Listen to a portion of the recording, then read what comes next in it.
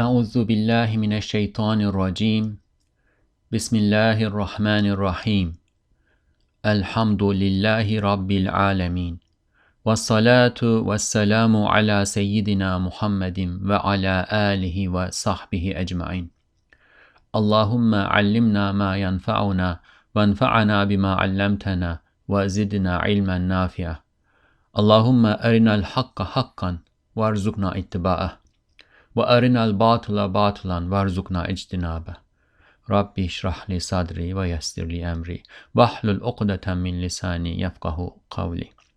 Assalamu alaikum wa rahmatullahi wa barakatuh. Welcome to the Reflections on the Risale-i Nur by Bediuzzaman Said Nursi podcast series. This is Mustafa Tuna. You can listen to the episodes of this series wherever you listen to your podcasts or at the website www.reflections-rn.org. In this episode, inshallah, we will continue reading the 10th word. The 10th word is about the verity of the hereafter, of life after death.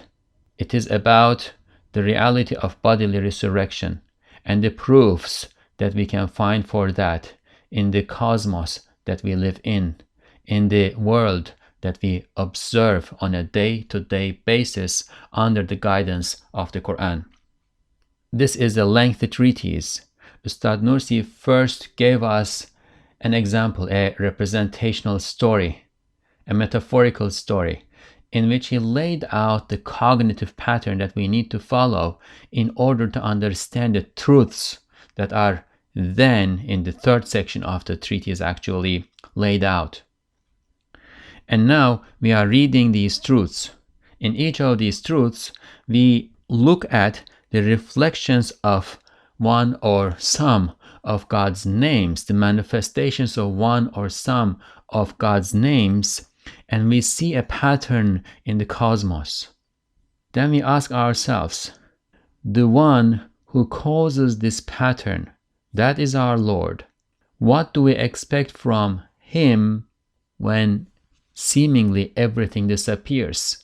When we die and our world dies, or at some point in the future, this entire physical realm that we can observe on a day-to-day basis dies. And the patterns that we observe in the cosmos tell us that there has to be life after death. And that is corroborated by the Qur'an. Then we have certain knowledge, we have certainty that there is life after death, there is bodily resurrection. That is what we would expect from the Lord, that we learn about in the Qur'an, in His own words, and in the cosmos, which is His other book, which is His science. So we read through 6 of these truths, and inshallah today we will continue with the 7th. Bismillah. Yedinci hakikat. The 7th truth. Bab hafz ve hafiziyet olup ism hafiz ve rakibin cilvesidir. This is the gate of preservation and the conduct of being the preserver, and it is a reflection of the names, the preserver and the watchful. Hafiz and Raqib, the preserver and the watchful. We said the gate of preservation and the conduct of being the preserver.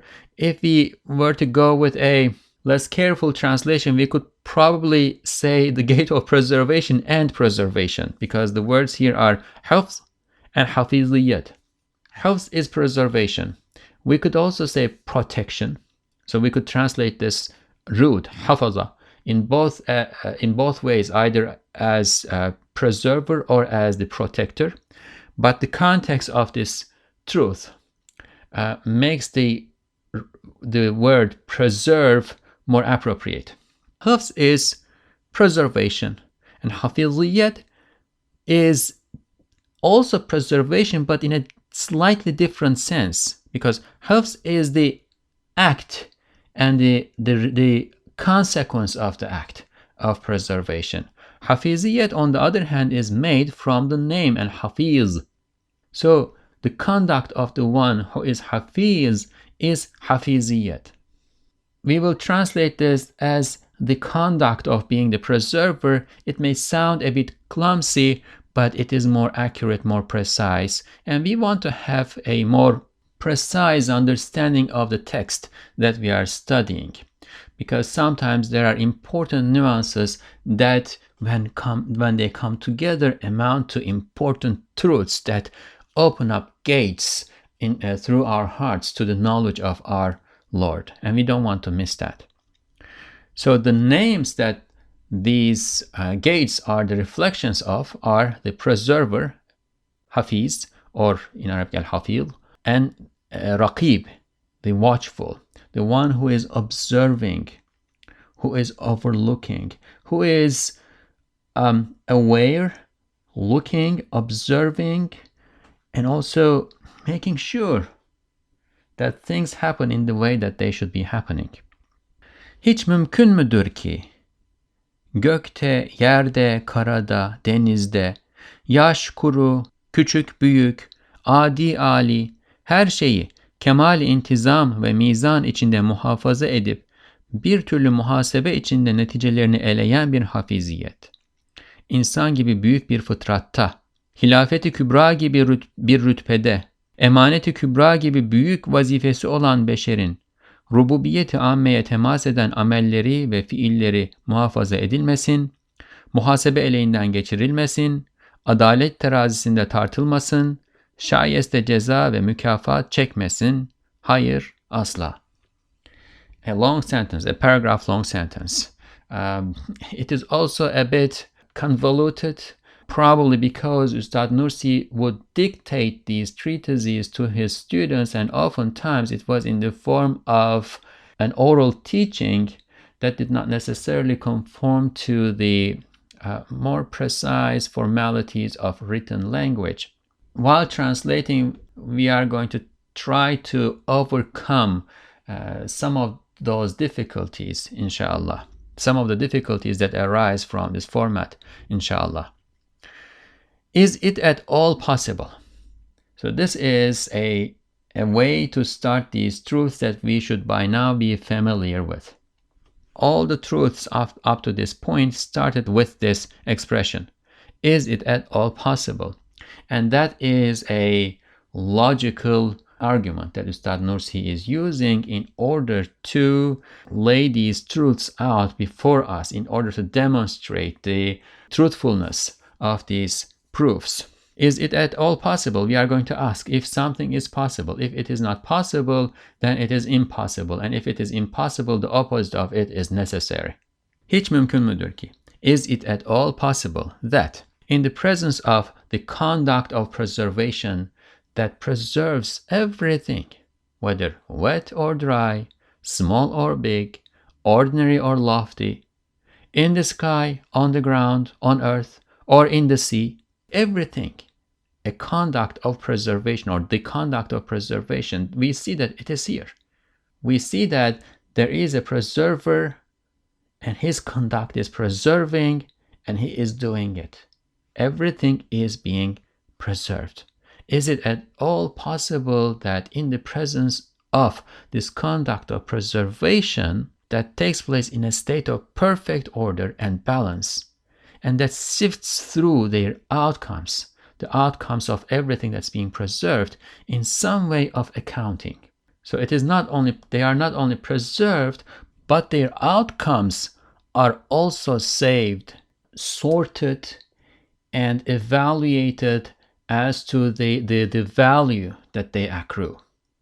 So is it at all possible that in the presence of a conduct of preservation that we just defined, that we see all around, the deeds and acts of the like of man, so in the presence of that preservation, is it at all possible that the deeds and acts of the like of man, who has the great human nature, a rank like that of the supreme vicegerency, and the duty like the supreme trust, is it at all possible that his deeds that touch upon general lordship will not be preserved, sifted through the sieve of accounting, weighed on the scale of justice, and given due punishment and reward. Is it at all possible? We look around and we see preservation. That is the pattern that we observe in the cosmos. And then we relate it to the Lord, who is the creator and sustainer of this cosmos, this creation. And then we understand that this is his conduct. This is what he does, and this is how he does things. Then we turn around and look at one of his creatures, the human being. But we also understand that the human being is not an ordinary, commonplace creature. The human being is a special creature. He has a rank like that of the supreme vicegerency. He is given the great human nature that it is given. And he is also charged with the duty of the supreme trust. And of course, we need to think about these a little bit. What do we mean by the great human nature, the great innate human nature? The word is fitra. Fitra is the original uncorrupted nature that a person has, or that a thing has. So, for instance, this some of the listeners may remember from the hadith in which the Prophet ﷺ says that all babies, all children are born according to the uncorrupted innate nature. And that is Islam. And then, as time passes, their parents make them into Christians, Jews, non-believers, or whatever. So, when a baby is first born, the characteristics that the baby comes with into this world, that is the fitra. And the human fitra, the uncorrupted human nature, is a great one. It is that uncorrupted human nature that is equipped with all the tools, all the instruments that one would need in order to observe the cosmos, observe reality, and see God's signs in it. And then by using those signs and the intellect, of course, which is also a part of the uncorrupted human nature, to know God, to appreciate God, to glorify God, to worship God. It is the uncorrupted human nature that is adorned with the beauty of this capacity. And therefore, it is raised, human beings are raised to the rank of the supreme vicegerency. It is the human beings who have this capacity, and therefore they are going to be the ones on earth or in the cosmos who are going to have the responsibility and privilege to be overseeing everything else. It is, for instance, going to be the human beings who will have the responsibility to look at the firmament on a clear night, see the beauty of the stars and how they are organized and arranged, and say, Subhanallah, glory be to God. Therefore, the duty of the supreme trust, the responsibility of the supreme trust is also given to the human beings. And there are more than one ways that scholars have interpreted this term, the supreme trust. Emanet-i Kubra is the Turkish phrase that Ustad Nursi used here. It may be the human partial will, which is a distinguishing aspect of the human, uncorrupted human nature, or human nature in general. Even when it is corrupted, the partial human will is there, right? How do we use it? The responsibility of using the partial will that is given to us as a part of our existence.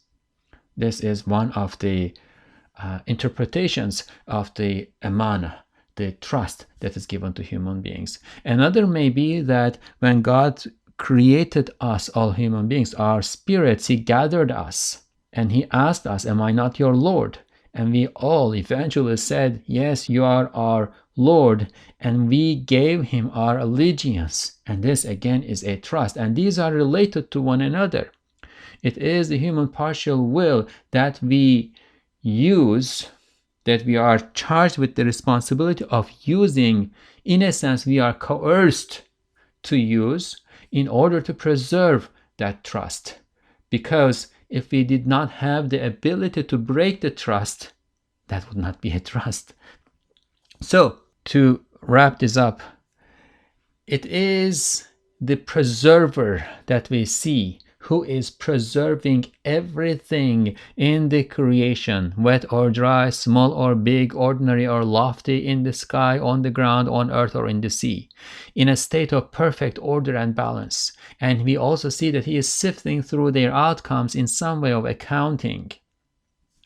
Let's see the seeds of a tree, the seeds that are falling off a fruit tree, right? Not all of those seeds become trees, but some, those who are the most capable of, most deserving of, those who pass the test eventually become a tree. So there is accounting that's taking place, that is preservation that's taking place, and it's everywhere. Even it applies even to the smallest, tiniest, most insignificant things. Then how can it not apply to the human being, the like of man, who has the great human nature, uncorrupted human nature, who has a rank like that of the supreme vicegerency and a duty like the supreme trust?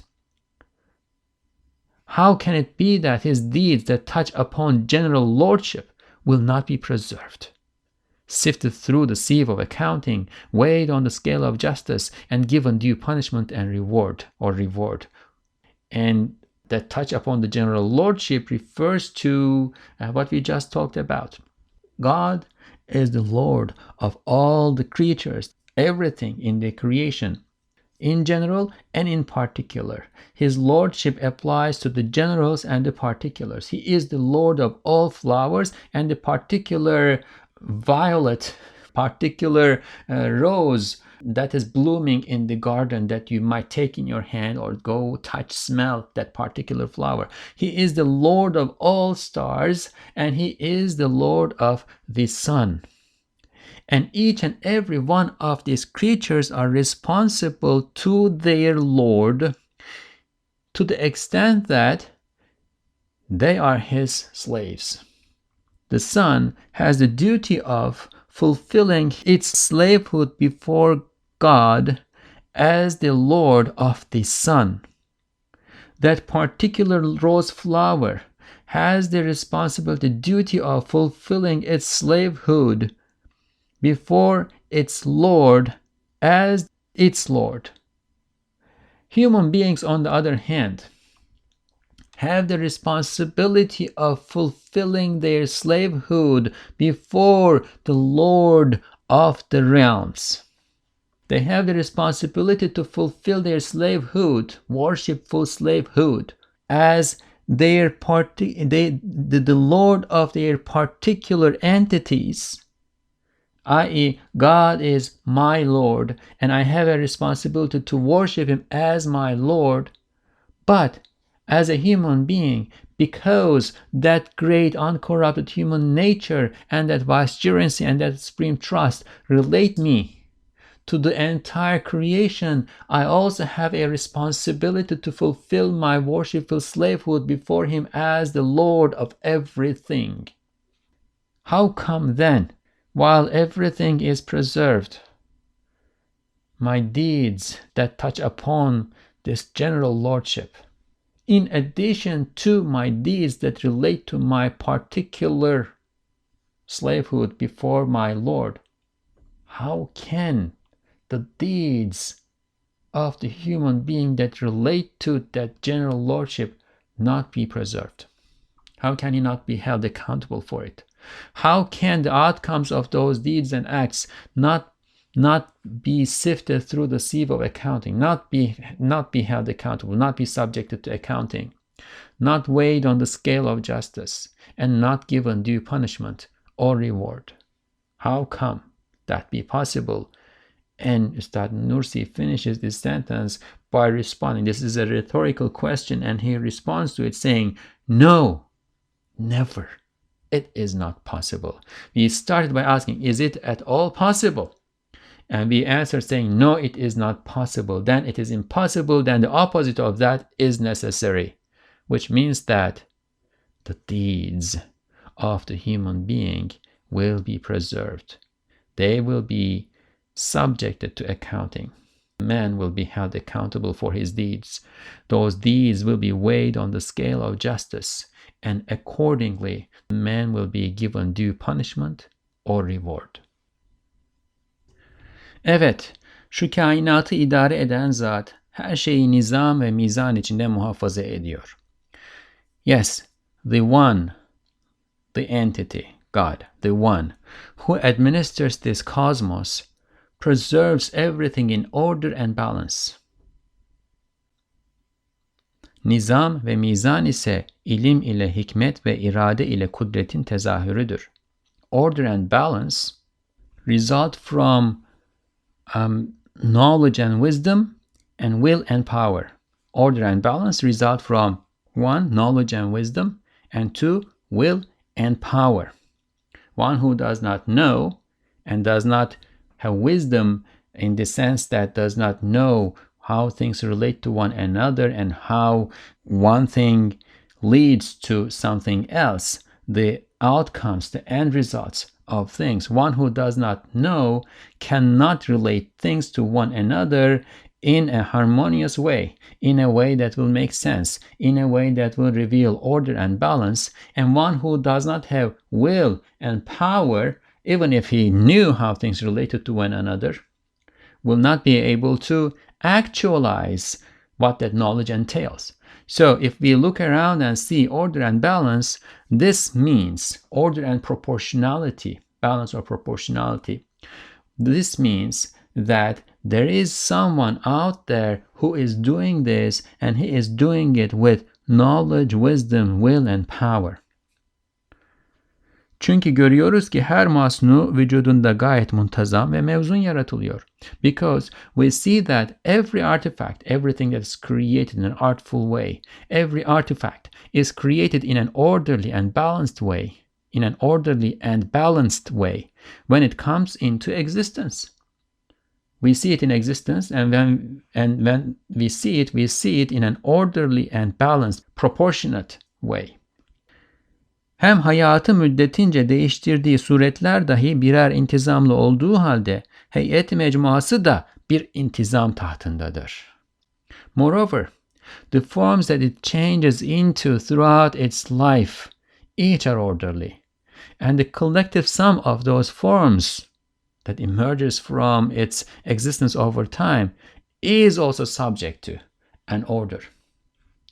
Think of a pine tree, for instance. You have a concept of pine tree in mind because you have seen many pine trees and you know what a pine tree looks like at various stages of its span of life.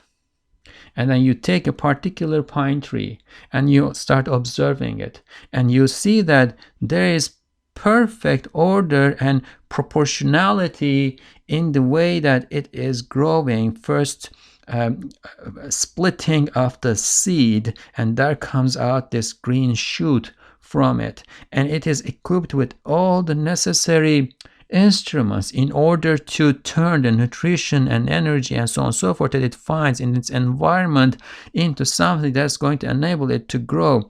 And as it grows, you see that there emerges a stem and then starts branching out, and then the pine needles are emerging from this. And you see that this is all done almost as if according to a blueprint. It grows to a certain point and then stops. It grows in a particular direction that it needs to grow in order to continue its life and keep growing. And all of its parts help one another. The roots suck the nutrients from the ground. The leaves take the light from the sun and the carbon from the atmosphere and photosynthesize and turn it into cells that the tree needs in order to grow. And there is again enormous order in all of this. Everything is happening according to as if according to a blueprint that was in place, as if it was prepared by some designers in some designing company, and now we are in a factory where engineers and masters are using the material that is given to them to build, construct this artifact according to that blueprint. So we look and we see that there is perfect order and proportionality, perfect order and balance, not only in the pine tree that we observe at any given moment of its life, but also in the image that emerges from us putting all those images of the pine tree throughout its life together. What comes out of the little shoot that comes out of the just split seed perfectly relates to the enormous tree that we observe, let's say, on a mountain skirt, and that we can benefit from the shade of. It's all there. It is all proportionate and orderly. There is perfect order and balance in all of this. Zira görüyoruz ki vazifesinin bitmesiyle ömrüne nihayet verilen ve şu alemi şehadetten göçüp giden her şeyin Hafiz-i Zülcelal birçok suretlerini elvah mahfuza hükmünde olan hafızalarda ve bir türlü misali aynelerde hıfzedip ekser tarihçe hayatını çekirdeğinde neticesinde nakşedip yazıyor. This is because we see that the majestic preserver preserves many images of the forms of everything, the lives of which come to an end upon the completion of their duties, and that depart from this realm of witnessing. He preserves the forms of their images in memories that are like preserved tablets and in sort of mirrors that reflect similitudes. He engraves and writes most of the biographical account of their lives in their seeds and makes them lost in mirrors pertaining to the outer and inner worlds. Now, our attention here needs to be on that collective sum of those forms that emerge from the images of a thing throughout its lifetime. We need to internalize that a bit better in order to understand what's going on here. We talked about the seed of the pine tree. We talked about the seed splitting and a shoot coming out, and then this becoming a tiny seedling, and then growing a bit more and a bit more and a bit more, and eventually becoming that enormous pine tree on the skirt, on the mountain skirt. And we know that throughout the period that this tree grew up to the point that it is now, let's say in 100 years, the form that it had at any given moment was harmonious with all the forms before and after. It did not contradict itself at any point. The seed had the necessary genetic information that was to be used in order for the tree to grow and become what it is. And ultimately, when the tree grew and became a mature tree, it started to grow cones, and from those cones there came out these seeds that are so similar, almost identical, but not identical, so similar to the very seed that was at the beginning. There is balance and proportionality. There is harmony. There is connection. There is correspondence between the beginning and the end and everything in between.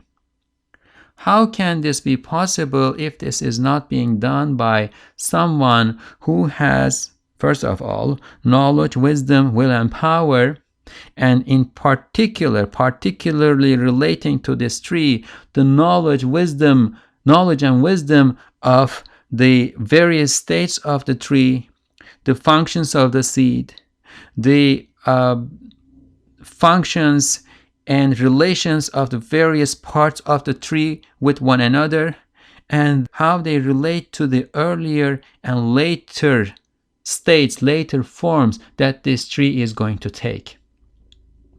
We know that the one who creates this tree and sustains it throughout its life, or from another point of view, continually creates it, has the knowledge of what is there in the past and what is to come.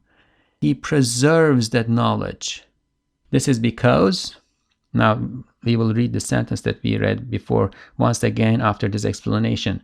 This is because we see that the majestic preserver preserves many images of the forms of everything, the lives of which come to an end upon the completion of their duties. Right? The tree at year 3 had a particular form and image, particular design, particular engineering at age 3. But it is not there anymore. It disappeared. In a sense, it died. It came to an end when the tree is at age 10. Me at age 5 does not exist from my point of view in the material substantive form that it existed when I was 5. And me today will not be in existence tomorrow. However, me today relates perfectly to me at age 5, and me at age 5 actually related perfectly to me today. This is possible because the majestic preserver has the knowledge of in advance and preserves the images of the forms of everything, the lives of which come to an end upon the completion of their duties, and that depart from this realm of witnessing. So they departed from this realm of witnessing, but they are now preserved. Their images are preserved. Where? In memories. In memories that are like preserved tablets and sort of mirrors that reflect similitudes. The seed of the tree disappeared, but it is preserved in a sort of mirror. What could that be?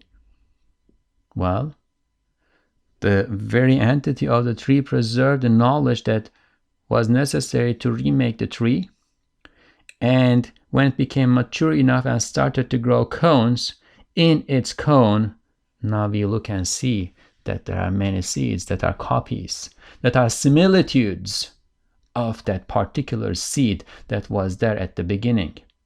And then, if there are conscious beings around, it is also preserved in their memories. I remember me in general. I remember me when I was 5. I remember me when I was 10. Those who knew me at that age and who are still alive remember me. The angels who observed me remember me. Right? So these memories and these sort of mirrors are like preserved tablets. Lawh al-Mahfuz. So what is Lawh al-Mahfuz? Preserved tablet. And of course this is a Quranic expression. At the end of Surah Al-Buruj, God refers to the Lawh al-Mahfuz where the Qur'an is preserved. And scholars have explained that Lawh al-Mahfuz is actually where everything is written, because we also know that everything, small or big, wet or dry, is in the Qur'an. So everything is preserved, written, recorded in this, whatever it is, the nature of it, the quiddity of it, we do not know, we cannot know. But everything is written, preserved there. Here Ustad Nursi gives us a side note. He says, Haşiye, side note, 7. suretin haşiyesine bak. See the side note of the 7th proof. And of course we read the 7th proof early on at the beginning of our study of the 10th word. Probably it may be the 4th episode of the 10th word. Very briefly, Ustad Nursi tells us over there, think of a registry, citizenship registry. If you go around the country and see in the hands of everybody an ID, and then all these IDs have particular numbers that are assigned to them, you would understand that these ID books relate to a registry somewhere where the number on the ID book is going to have a correspondence. And then that registry is going to have the information of the IDs of everybody in the country. Or in another example, if you see small streams flowing all in a particular direction, you will understand from this, you can infer from this, that when they all come together, there will be a great river. Because you see that they're all flowing in the same direction, right? But let's take the example of the IDs. If we see that there are small instances of preservation in seeds and in memories, in spores, if we see that there are instances of preservation, small instances of preservation, then this leads to a greater place where all this information is preserved. This tells us the possibility of, indicates the possibility of a larger place where all that information is compiled, right? This is the basic idea, but for a deeper understanding, more detailed, perhaps even more convincing explanation of this phenomenon, please go and listen to the side note of the 7th proof. And I think it is supposed to be the 4th episode of the 10th word. So we see that the majestic preserver preserves many images of the forms of everything, the lives of which come to an end upon the completion of their duties, and that depart from this realm of witnessing in memories. He preserves their images in memories that are like preserved tablets and sort of mirrors that reflect similitudes. He engraves and writes most of the biographical accounts of their lives in their seeds and makes them lost in mirrors pertaining to the outer and inner worlds. Our memories, in a sense, to make this to give a simple example for this, our memories relate to the inner world, the batin, and those seeds relate to the outer world. The information in the seeds, when Ustad Nursi was writing about this, and the genes were not identified fully yet, at that time it was an aspect of the inner world. We did not know what exactly was going on in the seeds. Now we know better, and to the extent that we know better, it moved from the inner world to the outer world. Mesela beşerin hafızası ağacın meyvesi, meyvenin çekirdeği, çiçeğin tohumu, kanun-u hafiziyetin azamet ihatasını gösteriyor. So in a sense, to sum up all of this, Ustad Nursi says, for example, the human being's memory, the tree's fruit, the fruit's kernel, and the flower's seed demonstrate the tremendous comprehensiveness of the law of the conduct of the preserver. Wherever we look around, we see this conduct. And therefore, this conduct is something that we observe in the cosmos, and it tells us an attribute and the conduct of the one who created this cosmos, who is sustaining it, and who is its preserver. Görmüyor musun ki koca baharın hep çiçekli, meyveli bütün mevcudatı ve bunların kendilerine göre bütün sahaif-i amali ve teşkilatının kanunları ve suretlerinin timsalleri mahdud bir miktar tohumcuklar içinde yazarak muhafaza ediliyor. Do you not see that all of the flowering and fruitful beings of the immense spring, their pages of deeds that are peculiar to each, their laws of constitution, and the similitudes of their forms are preserved by being written in a limited number of small seeds? Imagine one spring. At any point, somewhere, there is a spring-like climate, around the world. So imagine the spring that one person can possibly perceive in his or her limited environment. Even in that limited environment, imagine how many flowers, herbs, plants, fruits, insects, other creatures, animals are born, live, and complete their lives when the winter comes. But look at the spring. Look at the teeming life in the spring.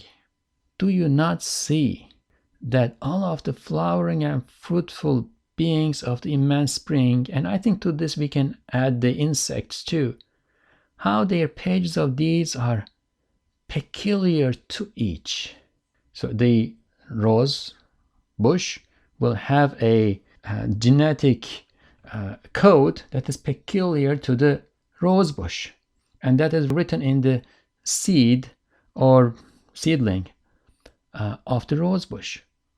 And the ant is going to have a peculiar code that defines the ant, and that's going to be written in the egg of the ant. And these are like the pages of their deeds, and also the outcomes of their deeds, because the seed is the outcome of the entire effort of the rose bush throughout the spring. The egg is the outcome of the entire ant nest throughout the time that they work on making sure that that egg is first laid and then preserved, and then comes to fruition, its outcome, the next generation of ants come out of it. These are their pages of deeds, their laws of constitution, and the similitudes of their forms, their images, are preserved by being written in a limited number of small seeds and eggs. İkinci bir baharda onlara göre bir muhasebe içinde sahife-i amellerini neşredip kemal-i intizam ve hikmet ile koca diğer bir bahar alemini meydana getirmekle hafiziyetin ne derece kuvvetli ihata ile cereyan ettiğini gösteriyor. With a calculation based on those seeds and eggs, what is preserved.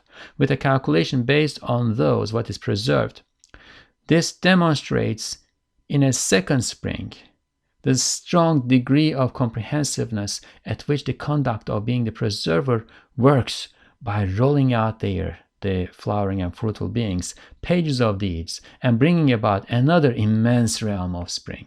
This happens in the second spring. The first spring, everything was born, they worked, their deeds were put in place, and the outcomes of their deeds were preserved in the seeds and eggs. And in the second spring, it's all rolled out. Acaba geçici, adi, bekasız, ehemmiyetsiz şeylerde böyle muhafaza edilirse, alemi gaybda, alemi ahirette, alemi ervahta, rububiyet-i ammede, mühim semere veren beşerin amelleri hıfz içinde gözetilmek suretiyle ehemmiyetle zapt edilmemesi kabil midir? If this is how preservation takes place in relation to temporary, ordinary, and insignificant things that do not last, can it be possible for the deeds of human beings that yield important fruits in the realm of the unseen, in the realm of the hereafter, in the realm of the spirits, and under general lordship, not be preserved? Not be given utmost attention and concern? The answer is again, no, never.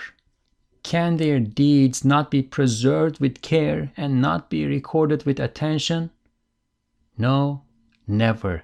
That is not possible. In that case, it is impossible. In that case, the opposite of that is necessary, which means that the deeds of human beings will be preserved. Evet, şu hafiziyetin bu surette tecellisinden anlaşılıyor ki, şu mevcudatın maliki, mülkünde cereyan eden her şeyin inzibatına büyük bir ihtimamı var. Yes, it is understood from the manifestation of that conduct of preservation in this way that the owner of these existent beings shows great care and concern about recording and preserving everything that happens in his dominion. Hem hakimiyet vazifesinde nihayet derecede dikkat eder. Moreover, he demonstrates utmost care in his function as the sovereign ruler.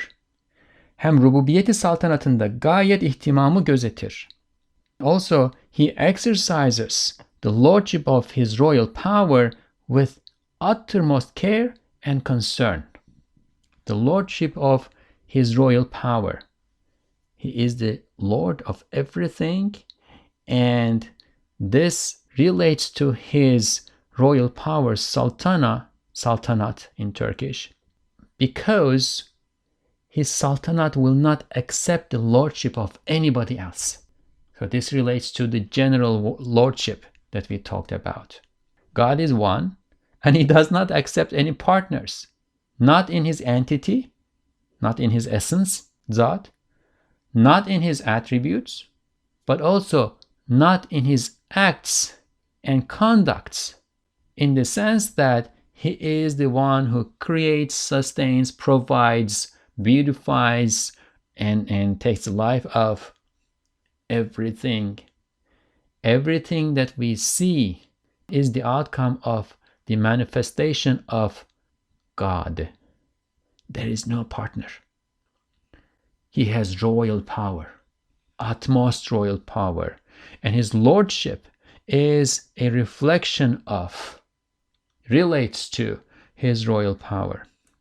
So he exercises the lordship of his royal power with uttermost care and concern. And then we could theoretically think, so if he is the only one who is our Lord, who is our caring master, who is the one who is caring for us, if he is the only one, then it would become utmostly important to know whether he has concern over us. He is caring about us. And we look and we see that, yes, we take a deep breath and we say, yes, he exercises his lordship with utmost care and concern over everything. O derece ki en küçük bir hadiseyi en ufak bir hizmeti yazar. This is so much so, to such an extent that he records even the smallest event, the tiniest service that is rendered, and he has them written down. Mülkünde cereyan eden her şeyin suretini müteaddit şeylerde hıfzeder. He preserves the images of everything that take place in his dominion in multiple things, in multiple ways. Şu hafiziyet işaret eder ki, ehemmiyetli bir muhasebe-i amal defteri açılacak ve bilhassa mahiyetçe en büyük, en mükerrem, en müşerref bir mahluk olan insanın büyük olan amelleri, mühim olan fiilleri, mühim bir hesap ve mizana girecek, sahife-i amelleri neşredilecek. Now, the conclusion of this. This conduct of being the preserver points out that an important book of deeds, a registry of deeds, will be opened, and especially the deeds of the greatest, the most honored, and the noblest of creatures with regard to his quiddity, that is, the deeds of the human being, which are big, and his acts, which are important, will be put through an important accounting and scale. So a lot of descriptors are in this sentence and it became a bit difficult to translate. Let me try to go over it one more time. This conduct of being the preserver, hakimiyet, points out that an important book of deeds will be opened and something will be shown there. What is it that's going to be shown there? Many things will be shown, but what is the most essential? What is at the center? Especially the deeds of human beings. And here there is a description of human beings. Human beings are the most honored, the noblest of creatures, the greatest, the most honored and noblest of creatures with regard to their quiddity, with regard to what they are, with regard to that uncorrupted human nature, that vicegerency and that trust. So their deeds will be preserved and shown in that book of deeds, right? And this is because their deeds are big and their acts are important. Their deeds that are big and acts that are important will be put through an important accounting and scale, will be subject to an important accounting and will be put on the scale. The pages of their deeds will be laid out. Acaba hiç kabil midir ki İnsan hilafet ve emanetle mükerrem olsun, rububiyetin külliyat-ı şuununa şahit olarak kesret dairelerinde vahdaniyet-i ilahiyenin dellallığını ilan etmekle ekser mevcudatın tesbihat ve ibadetlerine müdahale edip zabitlik ve müşahitlik derecesine çıksın da sonra kabre gidip rahatla yatsın ve uyandırılmasın. Is it at all conceivable, is it at all possible that man will be honored with vicegerency and the trust? He will be involved in the glorifications and worships of most existent beings. Remember the example of the firmament, and the man looks at the sky and says, Subhanallah, and this is the fulfillment, the completion, utmost level of the completion of the worshipful slavehood of the star, the firmament. He will be involved in the glorifications and worships of most existent beings. He will rise to the level of being a recorder and observer over them by witnessing the general corpus of the conducts of lordship and announcing the proclamation of essential divine oneness in the circles of multiplicity. Right? The universe is full of multiplicity. Without God, if you looked at the universe from the point of view of everything by themselves, in and of themselves, that becomes a multiverse. Not a universe, but a multiverse. It becomes a conglomerate of billions, trillions, of innumerable numbers of forces acting upon one another. And the necessary outcome of that would be chaos. However, there is harmony. There is cosmos. Right? Cosmos and chaos are actually opposite words. Chaos is everything in disorder, and cosmos, everything in order. We look around and we see order. So man is the one who is charged with the responsibility of duty of announcing the proclamation of essential divine oneness in the circles of multiplicity, because it is his ability to observe and his intellect and consciousness that relates everything, all of those forces and their outcomes to one another at the level of observing, knowing, appreciating, and glorifying. The star is not responsible for and is not capable of either of witnessing another star, witnessing the connection that it has with the other star, the forces of gravity and the light and whatever. In addition to the particular miracle that the star is, witnessing the miracle that emerges from the interaction of that one star with the billions of other stars in the cosmos. It is human consciousness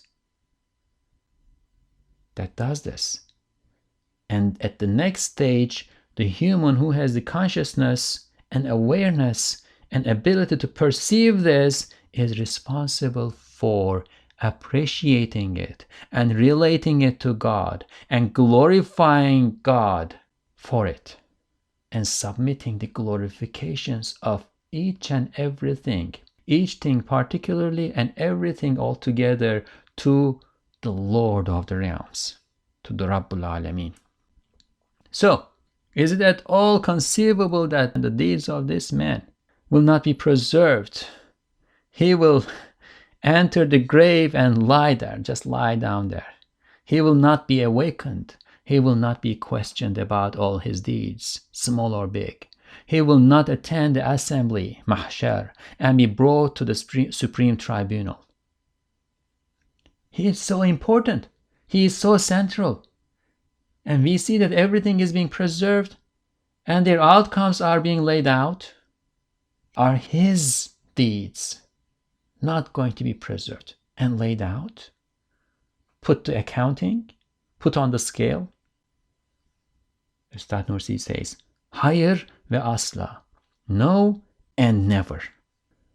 Hem bütün gelecek zamanda olan, mümkünata kadir olduğuna, bütün geçmiş zamandaki mucizat-ı kudreti olan vukuatı şehadet eden ve kıyamet ve haşre pek benzeyen kış ile baharı her vakit bil müşahede icat eden bir Kadir-i Zülcelal'den insan nasıl ademe gidip kaçabilir?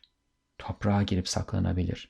Moreover, how can man enter into non-existence and escape, or how can he hide under the earth from the majestic, all-powerful one?